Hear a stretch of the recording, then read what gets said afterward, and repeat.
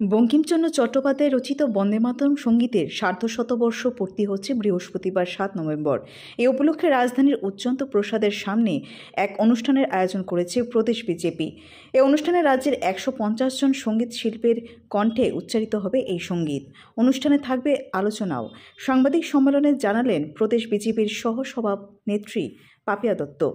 যারা বিশিষ্ট সঙ্গীত শিল্পী রয়েছেন, এই বন্দে মাতরম গীত তারা পরিবেশন করবেন এবং এই কার্যক্রমটি আমরা পার্টির উদ্যোগে করছি এবং সেটা সম্ভবত আমরা উজ্জয়ন্ত প্যালেসের সামনে আমরা এই কার্যক্রমটি করব এবং সেখানে আমাদের রাজ্যের মাননীয় মুখ্যমন্ত্রী থেকে শুরু করে আমাদের অন্যান্য যারা রাজ্যের বিশিষ্টজন তারাও বিশেষভাবে আমন্ত্রিত, তারা থাকবেন এবং সেখানে এবং আজকের তরুণ প্রজন্ম যেন এই বন্দে মাতরম কিসের জন্য রচনা করা হয়েছিল, তার মাহাত্ম্য কি, এটাও আজকের জন্য দিনে আমাদের জানা প্রয়োজন এবং তার জন্য এই বন্দে মাতরমের ইতিহাস এবং মাহাত্ম্য নিয়েও সেই অনুষ্ঠানে আলোচনা করা হবে।